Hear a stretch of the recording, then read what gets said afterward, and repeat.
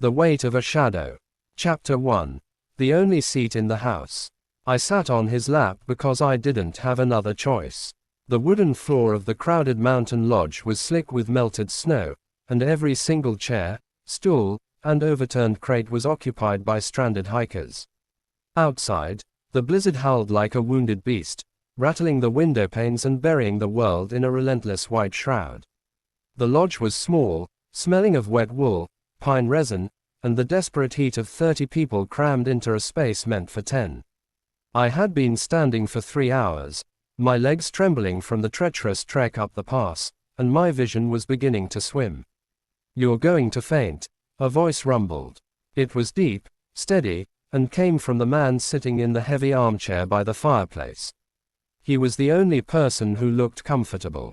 He wore a dark, high-collared coat, and his face was partially shadowed by the flickering amber light of the hearth. He looked like someone who belonged in a high-end office, not a drafty cabin in the middle of a storm.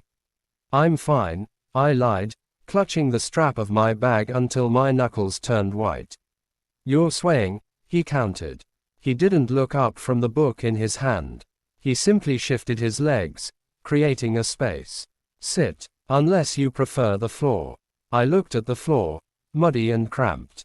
I looked at his lap. My face burned hotter than the fire. "I couldn't possibly. It's a matter of utility, not a proposal," he said, finally looking up. His eyes were a startling, cool gray, framed by sharp features that felt like they were carved from the very mountain we were stuck on. "Sit, before you break something." My knees gave out at that exact moment. I didn't fall.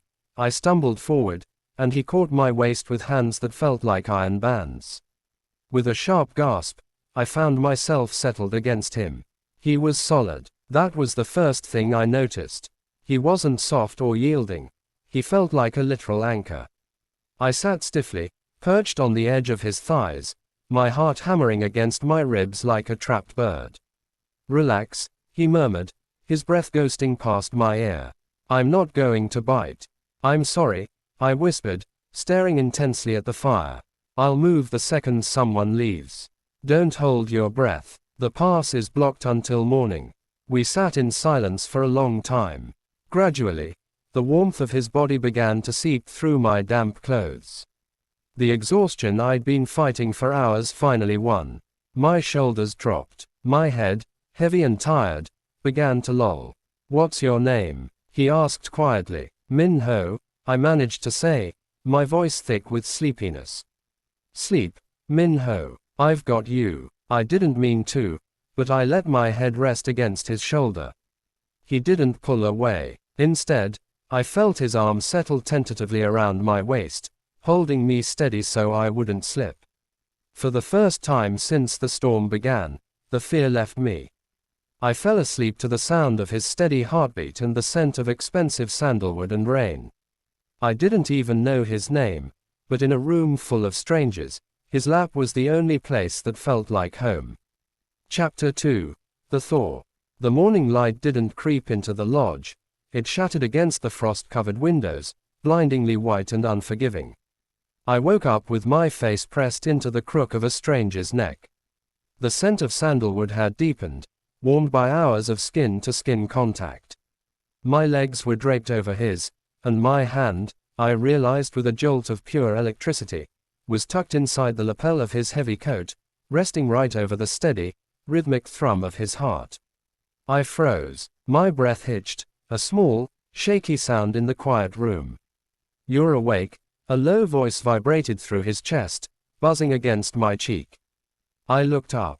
His gray eyes were already on me, dark with a lack of sleep and something else, something heavier. He didn't move to push me off. His arm was still locked around my waist, his thumb tracing a slow, absent-minded circle against the small of my back through my thin sweater. The friction sent a spark straight down my spine. I'm so sorry," I stammered, trying to scramble up. His grip tightened for just a fraction of a second, pinning me to his thighs. The movement brought our lower bodies into sudden, firm contact. My eyes widened. The utility of the night before had evaporated, replaced by a thick, suffocating tension. "Don't jump," he warned, his voice husky with sleep. "Your legs will be cramped. Move slowly." He guided me as I eased off him, his hands sliding from my waist to my hips, then finally dropping away. The loss of his heat felt like a physical blow. I stood on shaky knees, my face feeling like it was on fire. Around us, the other hikers were stirring, but it felt like we were trapped in a vacuum, a private bubble of static air.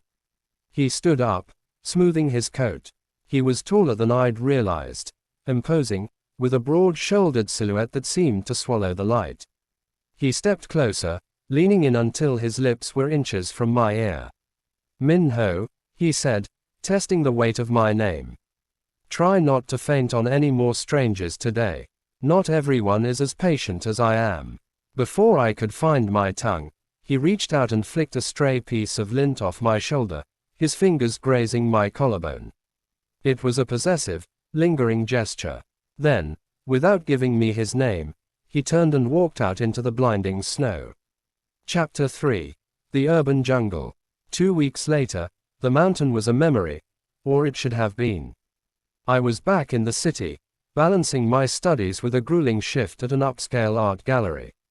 It was a world of hushed whispers, expensive champagne, and "don't touch" signs. I was the one holding the tray, the invisible help in a tuxedo that felt 2 sizes too small. "Min Ho, take the vintage red to the private lounge," my manager hissed. "The guest of honor just arrived. Don't spill a drop." I nodded, adjusting my bow tie, and pushed through the heavy velvet curtains. The private lounge was dim, lit by recessed gold lights. A man stood with his back to me, looking at a large, abstract canvas of a storm.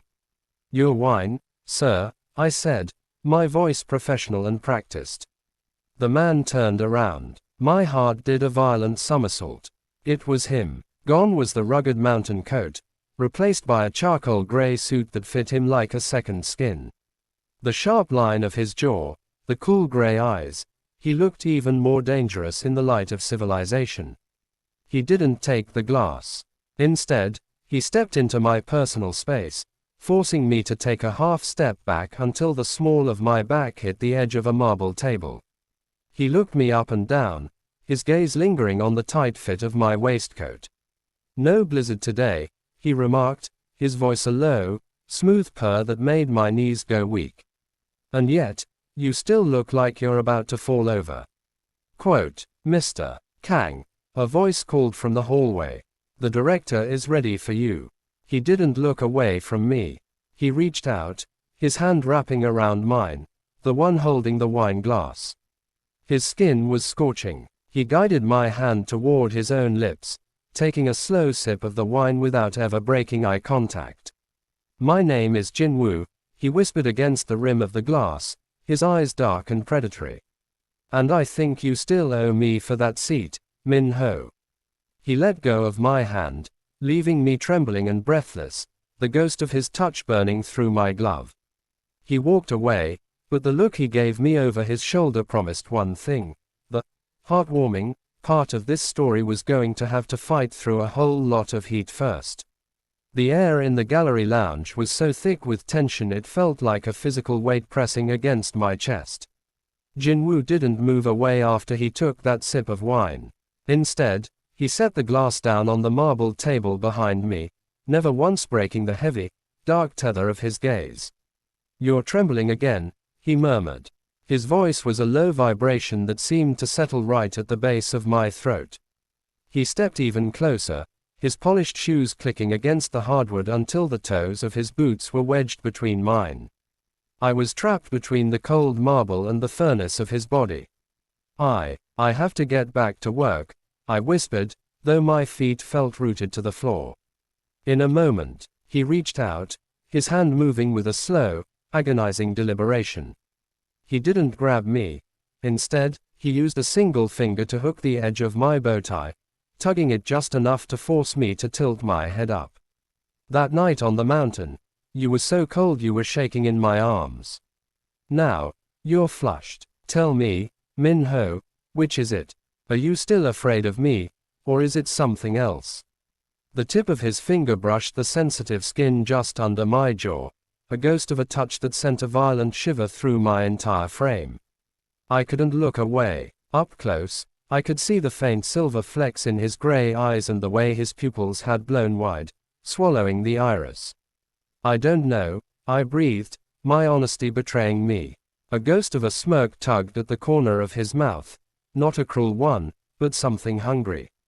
He let go of the tie, but only to slide his hand around the back of my neck. His palm was broad and hot, his thumb tracing the line of my earlobe.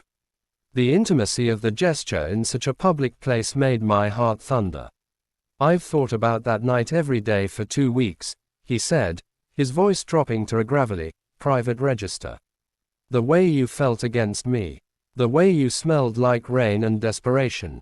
I don't like leaving debts unpaid, and I certainly don't like leaving things unfinished. He leaned in, his lips hovering a breath away from mine. I could taste the vintage red wine on his breath, mixed with that intoxicating sandalwood. My eyes fluttered shut, waiting for the impact, my hands instinctively reaching out to bunch the fabric of his expensive suit jackets. But he didn't kiss me. Not yet. He pressed his forehead against mine, his breathing as ragged as my own. Tonight, he commanded, a low rumble of a promise. Wait for me at the service entrance when the gallery closes. If you aren't there, I'll come looking for you. And trust me, Min Ho, I'm much less patient when I have to hunt. Quote. He pulled back just as the sound of footsteps approached from the hallway. By the time the gallery director rounded the corner, Jinwoo was standing a respectable distance away, looking every bit the cold, untouchable tycoon. I stood there, clutching my empty tray, my skin still scorching where he'd touched me. The heartwarming part of our story was being scorched away by a heat I wasn't sure I was ready for, but as I watched him walk away, I knew I wouldn't be anywhere else but that service entrance at midnight. The rain began to fall just as the clock struck midnight. Not a blizzard this time, but a warm, heavy downpour that turned the city lights into blurred streaks of neon. I stood by the service entrance, my pulse echoing the steady thud-thud of the droplets hitting the metal awning. I told myself I should leave. I was a student with a mountain of psychology textbooks waiting for me, not a character in some high-stakes drama. But the memory of his hand on my neck, the weight of his gaze, it held me there more effectively than any chains. A sleek, obsidian black sedan pulled up to the curb, silent as a ghost. The window rolled down just an inch, revealing those piercing gray eyes. Get in, Jinwoo said. I didn't hesitate. The leather interior of the car felt like another world. Hushed, expensive, and smelling of him. As I buckled my seatbelt, he didn't pull away from the curb immediately. He turned in his seat, his arm draping over the steering wheel as he studied me. The interior light cast long, dramatic shadows across his face. You're soaking wet, he noted, his voice dropping an octave. I didn't have an umbrella, I whispered, feeling suddenly very small in his presence. He reached out, his fingers hooking under my chin to turn my face toward him. His touch was firm, possessive. You're always so unprotected, Min Ho.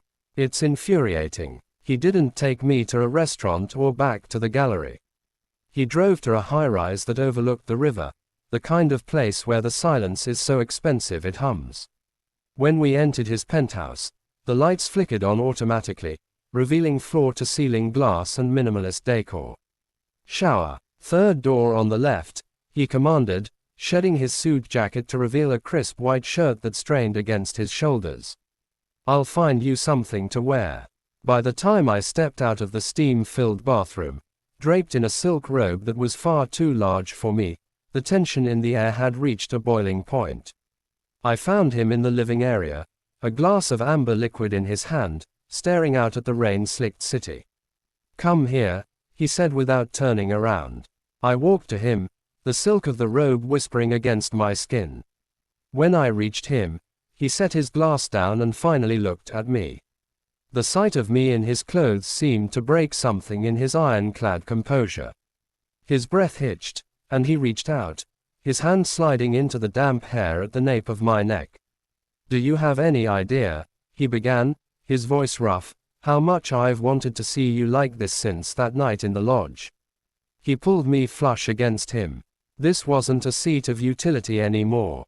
This was a claim. His other hand found the small of my back, pressing me into the hard line of his thighs. I could feel the heat radiating off him, the sheer intensity of a man who was used to getting exactly what he wanted. "Jinwoo." I breathed his name, a plea and an invitation all at once. He didn't wait. He leaned down, his lips finally crashing against mine in a kiss that tasted of whiskey, longing, and a deep, buried hunger.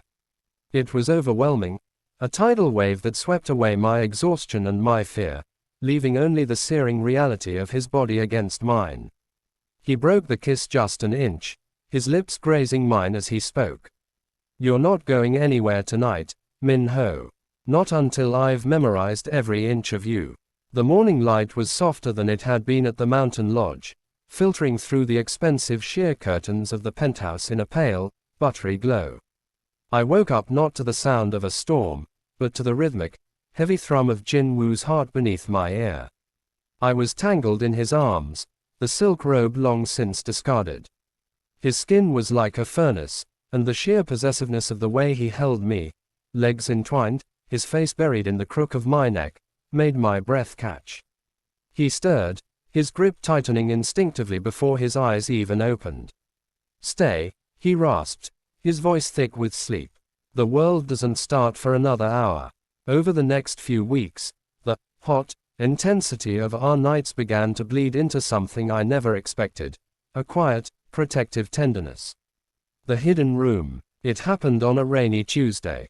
Jinwoo was stuck in a late-night board meeting, and he'd insisted I stay at his place so I wouldn't have to commute back to my cramped dorm. While looking for a book in his sprawling library, I found a door that was slightly ajar. It wasn't a room filled with money or cold tech. It was a sun-drenched studio filled with half-finished canvases. They weren't the abstract, cold pieces he displayed in the gallery. These were warm. They were sketches of old men playing chess in the park, of stray cats sleeping on sun-warmed bricks, and a charcoal drawing of a lodge by a fireplace. In the center of that drawing was a small, blurry figure sitting on a man's lap. "I haven't let anyone in here for 5 years, a voice said from the doorway. I jumped, turning to see Jinwoo. He looked exhausted, his tie loosened and his hair messy, but his expression wasn't angry. It was vulnerable. "You drew this," I whispered, pointing to the sketch of us. He walked over, standing behind me and wrapping his arms around my waist, pulling my back against his chest. He rested his chin on my shoulder, looking at the drawing. "I used to want to be an artist. My father called it a waste of a legacy. So I built an empire instead, and I kept the warmth locked in this room." He turned me around in his arms, his gray eyes searching mine. "Then I met a boy who sat on my lap because he had no other choice, and suddenly, the empire felt very cold." The heartwarming shift. He began to show his love not just with intensity, but with a discipline that floored me. The library deliveries. One afternoon, while I was drowning in psychology notes at the university library, a courier arrived with a thermal bag. Inside was my favorite spicy ramen and a handwritten note in sharp, elegant script. "Eat. If you fail your exam because of hunger, I'll have to buy the university to change your grade." The rain guard. Every time it drizzled, I would find his black sedan idling outside my lecture hall. He wouldn't say much. He'd just open the door, hand me a dry towel, and have my favorite tea waiting in the cup holder. One evening, as we sat on his balcony overlooking the river, I asked him why he was doing all this. Jinwoo didn't answer with words. He pulled me onto his lap, the same way we'd started, but this time, I had every choice in the world. He tucked a stray lock of hair behind my ear, his touch lingering on my cheek. "Because," he whispered, his voice cracking just a little, "I spent 30 years being a mountain of ice, Min-ho. I didn't realize I was waiting for someone to finally come along and melt me." He kissed me then, and it wasn't the hungry, desperate kiss of the gallery. It was slow, tasting of promises and a future that felt as vast and bright as the city lights below us. Chapter 6. The Shattered Silence. The bubble we had built was beautiful, but bubbles are, by nature, fragile. It happened on a Friday. I was in the studio, the scent of linseed oil and turpentine acting as a balm to my stressed mind. I was sketching a series of anatomical studies for my psychology finals, but my hand kept drifting, turning the muscle and bone into the familiar, sharp angles of Jin Woo's jawline. The front door of the penthouse chimed, a sharp, mechanical sound that made me freeze. Jin Woo wasn't supposed to be home for another 3 hours. I stepped out of the studio, charcoal still smudging my fingers, expecting to see him. Instead, I was met by a woman who looked like a more polished, frozen version of the man I loved. She wore a suit that probably cost more than my tuition, and her eyes, the same slate gray as Jin Woo's, swept over me with the clinical detachment of a scientist looking at a specimen. "So," she said, her voice like cracking ice. "This is the distraction." This was Jin Woo's sister, Kang Seo-yoon, the woman who ran the international wing of their empire with a reputation for being bloodless. Behind her stood 2 men in black suits, their presence making the vast living room feel suddenly claustrophobic. "I'm Min Ho," I said, trying to keep my voice steady despite the way my heart was hammering.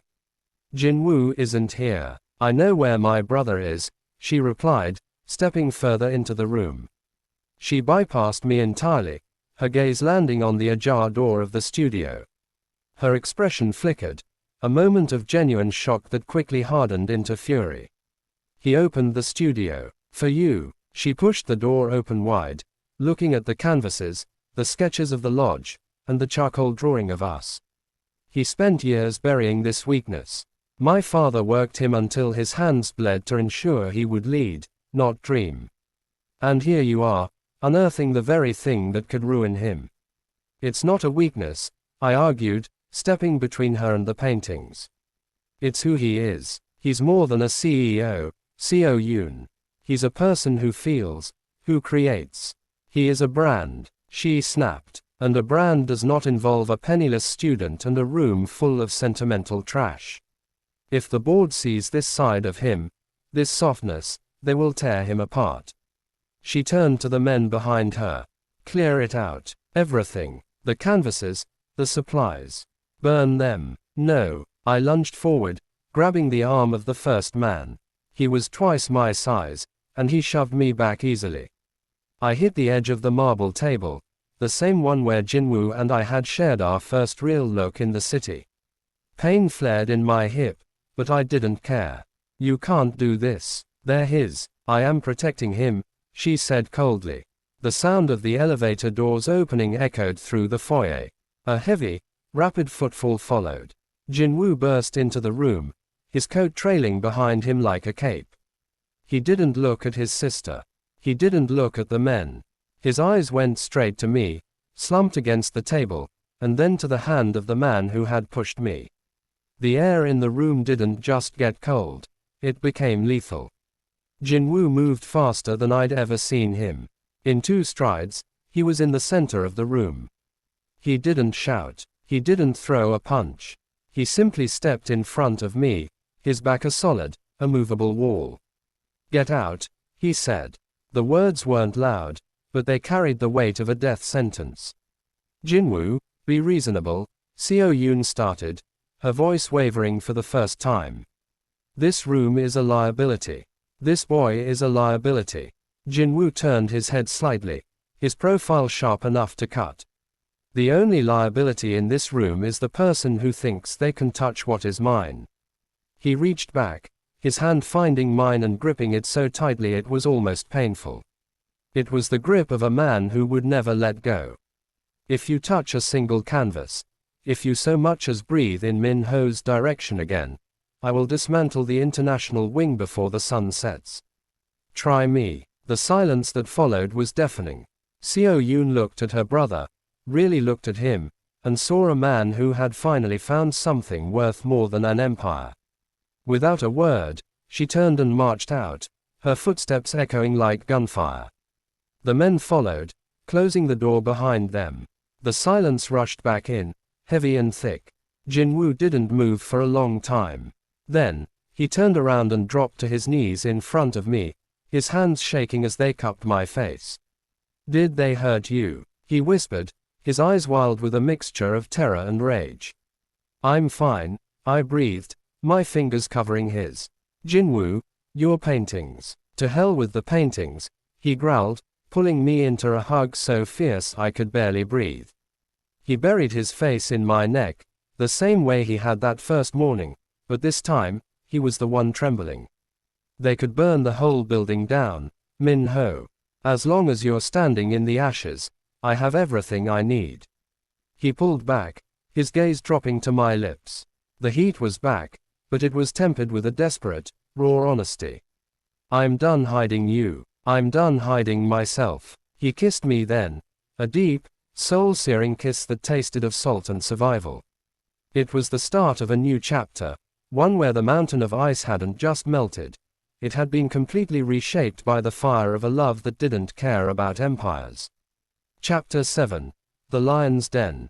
The invitation was heavy, cream-colored cardstock with gold-embossed lettering that seemed to mock me. The Kang Group Annual Charity Gala. It was the social event of the year, a gathering of the nation's most powerful figures, and for the first time in his career, Jinwoo wasn't going alone. "I can't do this," I whispered, staring at my reflection. I was wearing a suit Jinwoo had commissioned specifically for tonight, a deep, midnight blue velvet that caught the light like the ocean at dusk. It fit me perfectly, hugging my frame in a way that made me feel more like an adult and less like a student. Jinwoo appeared behind me in the mirror. He was a vision in a classic black tuxedo, his hair swept back, looking every bit the formidable lion of the business world. He placed his hands on my shoulders, his thumb grazing the side of my neck. "You look breathtaking," he murmured, his eyes dark with pride. "I look like I'm about to be eaten alive," I countered, my hands shaking as I tried to adjust my cufflinks. Jinwoo turned me around, taking my hands in his. He squeezed them firmly. "Listen to me. Tonight isn't about the company, or my sister, or the board. Tonight is about me telling the world that the most important thing I own isn't a building or a stock, it's the heart of the man standing in front of me." He leaned down, pressing a lingering, scorching kiss to my forehead. "Stay close to me. I won't let go of your hand for a single second." The red carpet. The flashbulbs were like a barrage of lightning as we stepped out of the car. The noise was a physical wall of sound, reporters shouting questions, cameras clicking in a frantic rhythm. Jinwoo didn't flinch. He reached back, his fingers interlacing with mine, and led me forward. The collective gasp from the crowd was audible. The Ice King of the Kang Group was holding hands with a young man who wasn't on any socialite list. As we entered the grand ballroom, the sea of silk and diamonds parted for us. I could feel the weight of 1,000 stares, some curious, some judgmental, and some, like Seo Yoon's, standing by the champagne fountain, utterly murderous. "Smile, Min Ho," Jinwoo whispered, leaning in close as if we were the only two people in the room. "You're winning." We spent the first hour navigating a minefield of polite introductions. Jinwoo introduced me simply as Min Ho, my partner, with a finality that left no room for questions. But the tension reached its peak during the keynote speech. Jinwoo took the stage, the spotlight reflecting off his sharp features. He spoke about the company's future, about growth and legacy. But then, he paused. He looked directly at the table where I sat, his gaze softening in a way that silenced the entire room. For a long time, Jinwoo said into the microphone, his voice steady and resonant, "I believed that a legacy was built in steel and glass. I believed that strength was found in isolation. I was wrong." He took a breath, his gray eyes locked onto mine. "Real strength is the courage to be seen, to be vulnerable, to let someone in when you've spent your whole life building walls. Tonight, I'm not just celebrating our success. I'm celebrating the person who taught me how to live again." He raised his glass toward me. To Min Ho, my anchor. The room was silent for a heartbeat before a polite, if stunned, applause broke out. I felt tears pricking my eyes. He had done it. He had burned his bridges with the Ice King persona and built something new in the wreckage. The balcony. Later that night, the air in the ballroom became too stifling. We slipped away to a private balcony overlooking the city. The muffled sound of the orchestra played in the background, but out here, it was just the wind and the stars.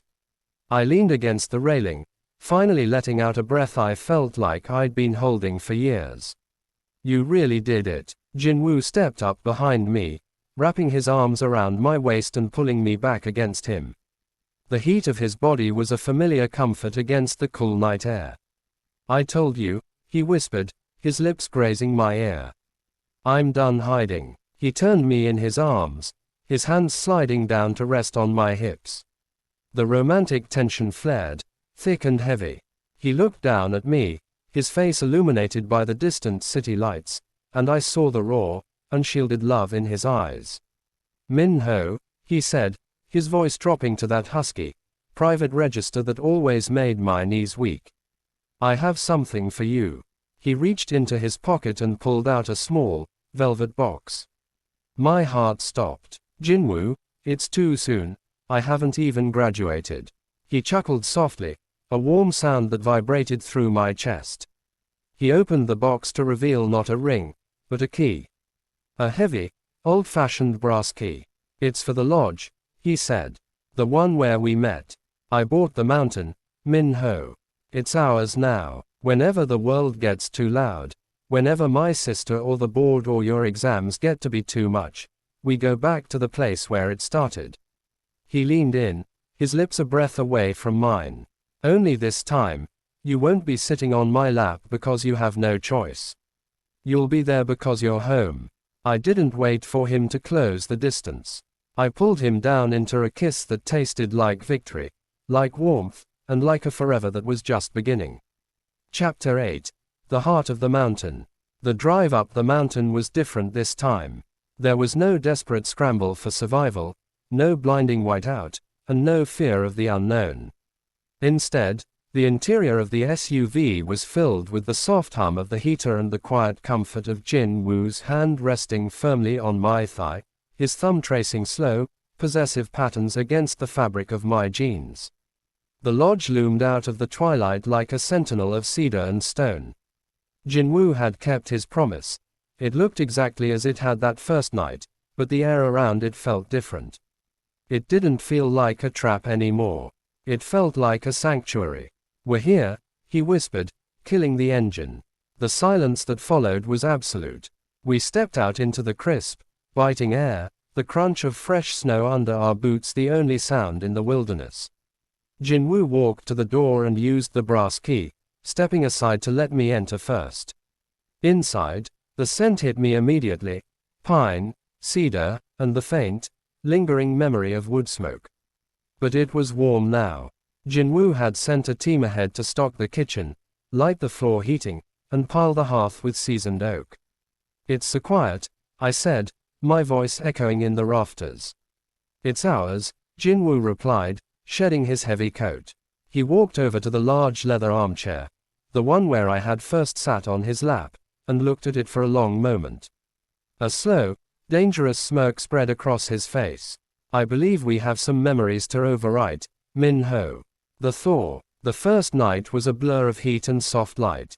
We didn't bother with the upstairs bedroom at first. We stayed by the fire, the orange glow dancing off the walls and casting long, flickering shadows. Jinwoo pulled me down onto the rug in front of the hearth. The Ice King was nowhere to be found. Here, stripped of his suits and his titles, he was just a man who hungered for the touch of the person who had saved him. You're staring, he murmured, his fingers working the buttons of my shirt with agonizing slowness. I'm just making sure you're real, I breathed.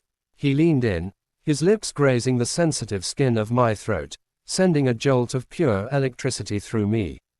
I'm real, and I'm not going anywhere. The intimacy was different here. It wasn't rushed like it had been in the city, fueled by the adrenaline of secrecy. It was slow, deliberate, and deeply romantic. Every touch was a conversation, every kiss a promise. When he finally moved over me, his gray eyes were no longer cool. They were molten, reflecting the fire and something much deeper. Min-ho, he groaned against my lips, his voice a ragged edge of desire. I spent my whole life thinking I was complete. I was just empty. The morning of stillness. I woke up the next morning to the smell of fresh coffee and the sound of a crackling fire. I was wrapped in a thick wool blanket, and Jinwoo was sitting at the small wooden table by the window, a sketchbook open in front of him. He wasn't wearing a shirt, his broad back a map of muscle and old scars, bathed in the pale morning light. I watched him for a moment, the way his hand moved with fluid grace across the paper. I slid out of bed and walked over, wrapping my arms around his neck from behind. I looked down at the page. It was me, sleeping, my face softened by dreams, one hand clutching the pillow. "You're getting better," I teased, kissing the top of his shoulder. He tilted his head back to look at me, a soft, rare smile touching his lips. "I have a better muse now." We spent the day in a state of domestic bliss I hadn't known was possible. We hiked through the waist-deep snow, Jinwoo constantly checking to make sure I was warm enough, his protective streak showing in the way he cleared the path for me. We cooked a messy, laughter-filled dinner in the small kitchen, and afterward, we returned to the armchair. I sat on his lap, not because I had no choice, but because there was nowhere else in the world I wanted to be. I rested my head against his chest, listening to the steady, rhythmic beat of his heart, the sound that had become my favorite melody. "What are you thinking about?" he asked, his hand stroking my hair. "Just how much can change in a year," I said. "From a blizzard to this." Jinwoo tightened his hold on me, his chin resting on the top of my head. "The blizzard didn't change anything, Min-ho. It just brought me the one thing I didn't know how to ask for." He pulled back just enough to look me in the eye, his expression solemn and full of a quiet, overwhelming heat. "I love you, not as a debt, and not as a distraction. I love you because you're the only person who ever looked at me and saw the man, not the empire." The winter retreat wasn't just a vacation, it was the final forging of our bond. In the heart of the mountain, where the world couldn't reach us, we weren't a CEO and a student. We were just two people who had found home in each other's arms. Chapter 9. The New Foundation. The auditorium was a sea of black robes and square caps, filled with the hum of 1,000 nervous conversations. For most of the students around me, today was the end of a long journey. For me, it felt like the first day my life truly belonged to me. I adjusted my gown, my fingers brushing the heavy fabric. My BA in psychology was finally complete. 3 years of distance learning, late-night study sessions in Jinwoo's library, and balancing a life that felt like a fairy tale with the reality of clinical theories and developmental milestones. "Looking for someone," a familiar, low voice whispered behind me. I turned to see Jinwoo. Even in the crowded hall, he stood out like a lighthouse. He wasn't wearing his usual charcoal suit, he had chosen a lighter gray today, and for once, his expression wasn't a mask of corporate stoicism. He looked relaxed. He looked happy. "I didn't think you'd be able to sneak backstage," I said, a grin breaking across my face. "I have my ways," he said, stepping closer to straighten my stole. His fingers lingered at my collar, his gaze softening. "I wouldn't miss this for anything in the world. You worked harder for this than I've worked for any merger, Min-ho. I'm so proud of you." He leaned in, his lips grazing my temple, a public display of affection that still made my heart skip a beat, even after all this time.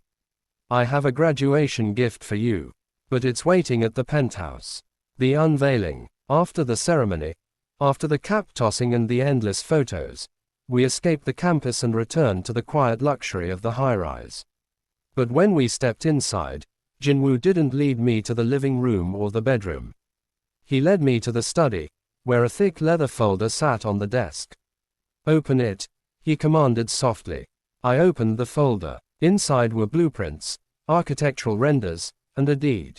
The Blue Spruce Center. I read the name aloud, confused. I know you wanted to work in community counseling, Jinwoo explained, stepping up behind me and resting his chin on my shoulder. But I also know how hard it is to get funding for the kind of specialized mental health care you believe in. So, I bought the old library building downtown. The renovations are already underway. I stared at the renders, a bright, warm space filled with plants, soft lighting, and private consultation rooms. It was exactly what I had described to him during one of our late-night talks on the balcony. Jinwoo, this is too much, I whispered, my eyes stinging. You can't just buy me a clinic. I didn't buy it for you to be a figurehead, Min-ho, he said, turning me around to face him. His expression was serious, his gray eyes searching mine. I bought it because the world needs people like you. People who can see the cracks in others and know how to fill them with light. You're the director of programs. You'll hire the staff, set the curriculum, and do the work. I'm just the silent partner who believes in the mission. He paused, a smirk playing on his lips. And because I want to make sure you have a corner office big enough for me to visit you for lunch. The realization hit me then. This wasn't just a gift. It was his way of ensuring I had my own empire, one built on healing rather than profit. He was giving me the foundation to stand as his equal. The celebration, the romantic tension that had been simmering all day finally boiled over. I reached out, grabbing the lapels of his jacket and pulling him down into a fierce, breathless kiss. Thank you, I breathed against his lips. Jinwoo didn't say a word. He scooped me up, my legs instinctively hooking around his waist, a position that felt so much more intimate now than it had that first night in the mountains. He carried me to the bedroom, the moonlight through the floor-to-ceiling windows casting our shadows long across the floor. That night was a celebration of everything we had overcome. There was no more shadow of his sister, no more fear of the Ice King persona. Every touch was an affirmation of our partnership. We weren't just a CEO and a student anymore. We were two professionals, two adults, and two souls who had finally found their rhythm. As I lay in the crook of his arm later that night, the city lights twinkling below us, Jinwoo kissed the top of my head. You did it, Min-ho, he whispered. You're a graduate, you're a director, and you're mine. And you, I replied, looking up at him, are an artist who finally stopped hiding his masterpieces. Chapter 10. The Eternal Hearth. The snow fell in heavy, silent flakes, just as it had 10 years ago. But inside the mountain lodge, the air was thick with the scent of spiced cider, expensive bourbon, and the deep, pervasive warmth of a fire that had been burning for hours. I stood by the window, watching the white shroud cover the pine trees. I wasn't the trembling student anymore. My shoulders were broader, my gaze steadier, and the wedding band on my left hand caught the amber light of the room. Behind me, I heard the familiar, heavy tread of the only man who had ever truly known me. Thinking about the blizzard? Jinwoo asked. He wrapped his arms around my waist, his chest a solid wall of heat against my back. Even after a decade, the spark that ignited whenever he touched me hadn't dimmed. If anything, it had grown into a steady, uncontrollable flame. He rested his chin on my shoulder, his salt and pepper hair, a recent development he pretended to hate but I secretly loved, brushing against my cheek. I was thinking about how much I hated this place that night, I admitted, leaning back into his embrace. I thought I was going to die in a drafty cabin with a cold-eyed stranger. Jinwoo chuckled, a low rumble that vibrated through my spine. He turned me around in his arms, his hands sliding down to rest possessively on my hips. And now, I think it's the only place in the world where time actually stops. The anniversary. We had spent the day in a way that had become our sacred tradition. No phones, no board meetings for the Kang group, and no patient files from my clinic. Just the mountain, the sketchbook Jinwoo still filled with drawings of me, and the comfortable silence of two people who no longer needed words to communicate. Jinwoo led me to the center of the room, near the old leather armchair. He had replaced the worn cushions years ago, but the frame remained, the silent witness to our beginning. Sit, he commanded, his voice dropping into that dark, husky register that still made my pulse hammer. I sat in the chair, and before I could say a word, Jinwoo settled himself on the floor between my legs. He leaned his back against the chair, resting his head on my knee. It was a reversal of our first meeting, a testament to how much he had softened, how much he trusted me to be his strength. I ran my fingers through his hair, tracing the sharp line of his ear. You are being very sentimental tonight, Mr. Kang. I'm allowed to be, he murmured, closing his eyes. I spent the first half of my life building a cage. I've spent the second half learning how to breathe because of you. 10 years, Min-ho. And I still wake up every morning wondering if I'm going to find you vanished like a dream. I leaned down, cupping his face and forcing him to look at me. His gray eyes were soft, filled with an intensity that bordered on worship. I'm not a dream, Jinwoo. I'm the person who's going to be sitting in this chair with you when we're 80, arguing about who gets the last of the cider. The final flame. He didn't answer with words. He rose to his feet, pulling me up with him. The romantic tension, always present like an underlying hum, surged into something electric. He backed me toward the hearth, the heat of the fire licking at our heels, but it was nothing compared to the heat in his gaze. I bought you a gift, he whispered, his hand sliding under the hem of my sweater, his palms scorching against my skin. Another clinic, another mountain, I teased, though my breath was hitching. No, he said, pulling me flush against him until I could feel every hard line of his body. Tonight, I'm giving you the one thing you've always had, but I want to promise it to you again. He leaned in, his lips brushing mine, tasting of the bourbon and the cold mountain air. I'm giving you my tomorrow. And every tomorrow after that. No matter how many blizzards come, Min-ho, you will never have to look for a seat again. My lap, my home, my heart, they're yours by right. The kiss that followed was the culmination of 10 years of growth, of spice, and of a love that had defied every expectation. It was deep, hungry, and fundamentally heartwarming. Outside, the storm continued to howl, burying the world in ice. But inside the lodge, in the glow of the eternal hearth, the two men who had met by chance were now joined by choice, a story that had started with a desperate seat and ended with a love that would never grow cold.